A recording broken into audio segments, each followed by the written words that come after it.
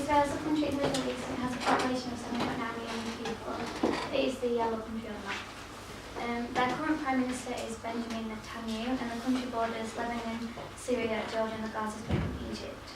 As of 2013, Israel's media freedom is considered to be partly free, and their current ranking on the Reporters Without Borders Press Freedom Index is 112, a 20 place fall from 2012.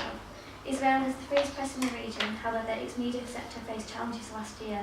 Since 1992, 12 journalists have been killed, 2 of those in 2012 alone. Free to partly free. From 1994 to 2009, Israel held a free status on the Freedom of the Press Index. Conditions for journalists were good and press freedom was respected. A broad range of material was published due to the wide scope of reporting, and cases of physical threats and the harassment of journalists were considered to be rare. However, in 2009, their status fell to partly free due to the heightened conflicts in Gaza, reflecting increased travel restrictions and official attempts to influence media coverage of the conflict within Israel. In 2010, Israel then regained their free status due to the lifting of the blanket ban on foreign reporters visiting Gaza that had been imposed in late 2008. However, in 2013, they lost their free ranking once again. 2013. In 2013, Israel's status fell from free to partly free for a multitude of reasons. In 2012, its media system was met with various challenges. These included the troubling legal case of journalist Yuri Bilal, who admitted to holding thousands of stolen military classified documents and was sentenced to 4 months of community service. This was the first case of its type for several decades. Other factors that led to the status change include evidence of increased interference in media content by both official actors and private owners, and concern over the economic viability of newspapers after Israel Hayom, a free newspaper and now the largest circulation daily, threatened the sustainability of other newspapers. Journalists in Israel enjoy real freedom of expression despite the existence of military censorship, but the Israeli military's targeting of journalists in the Palestinian territories contributed to the country's fall in index. And the case study of Yuri Bilal.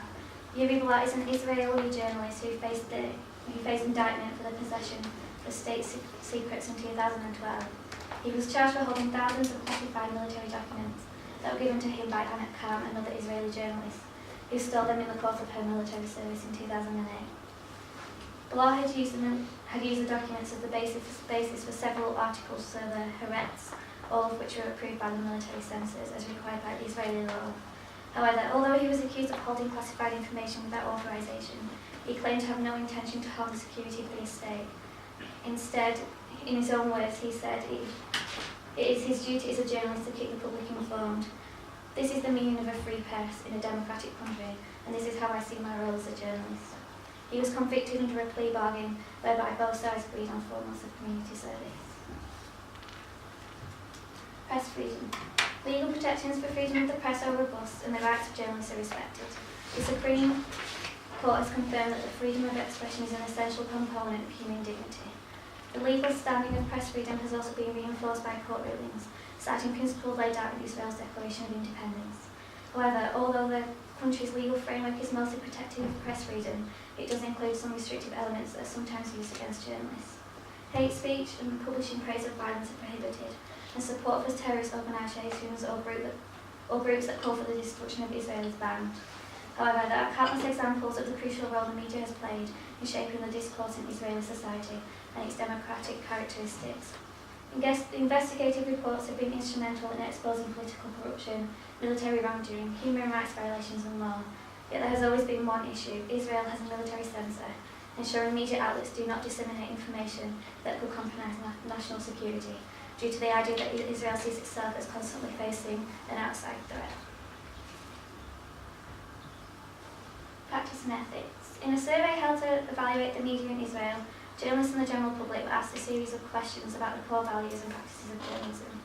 It was found that in general the Israeli media are successful in uncovering corruption, abuse of power and misconduct, yet the public believed news reports in Israeli media are full of factual errors and negligence.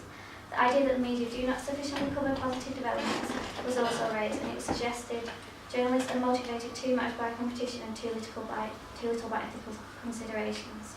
The Israeli public stated they wanted journalists to take into account interests and tastes, believing this to be a very important professional journalistic norm.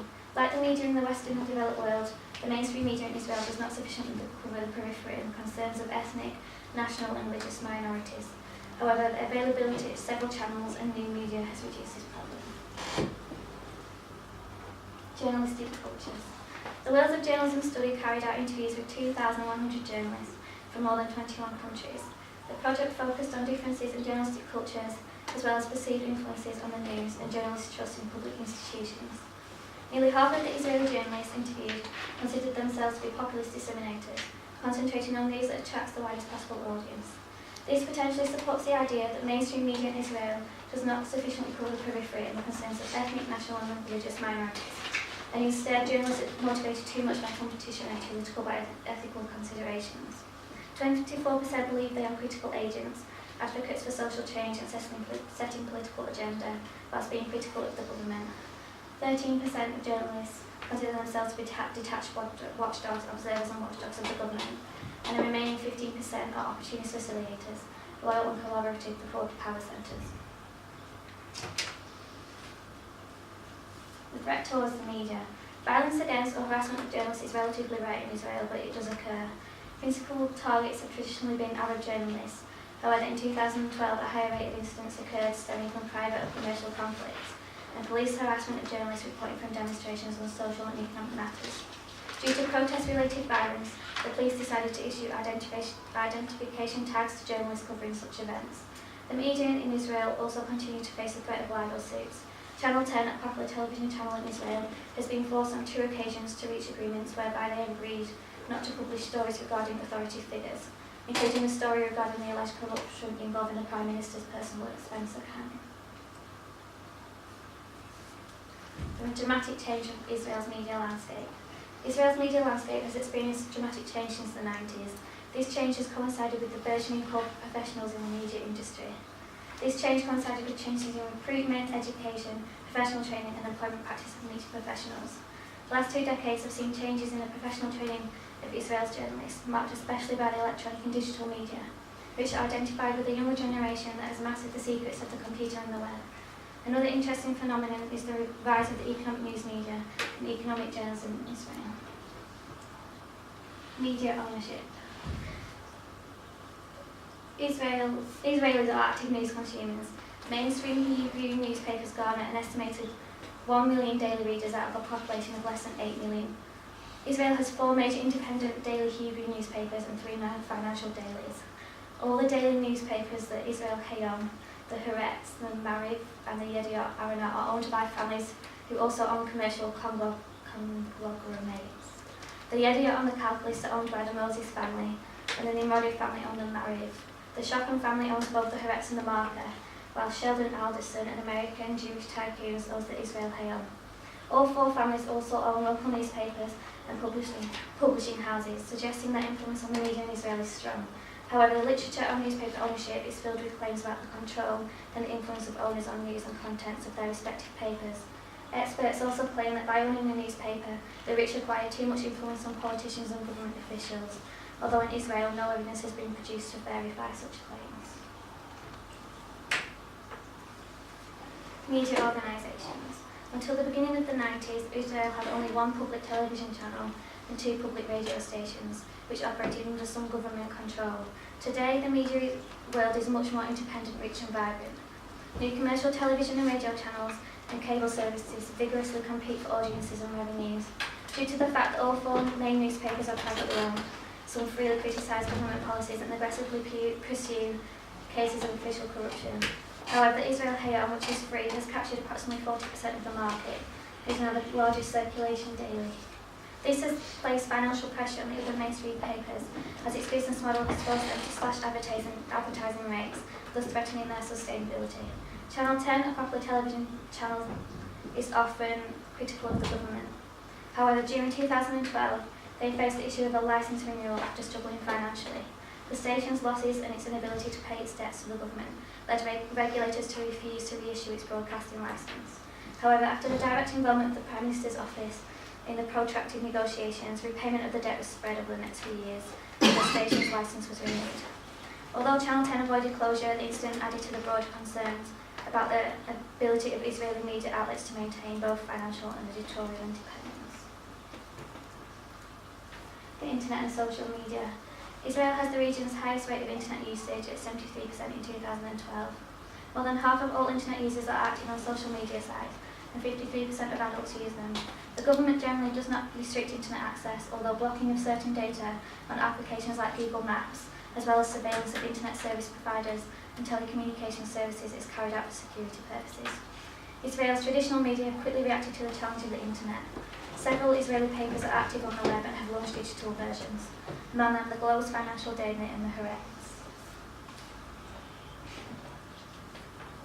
Demand. Israel's local and national press has increasingly begun to hire journalists on a personal contract or freelance basis. Despite developments worldwide, there seems to be a future for professional journalism in Israel. There is a growing demand for investigative journalism, alternative voices and in-depth interpretation. The demand in Israel is met by 3 new printed newspapers that are free of charge and reach 25% of the readership. They employ known and trusted journalists. Conclusion. Israel enjoys a free press and the rights of journalists are generally respected. The future for professional journalism in Israel is strong, and the demand for investigative journalism is growing. However, Israel may struggle to regain its free status if the Israeli military continue to target journalists in the Palestinian territories, and if increasing interference with media content and actors and private owners continues.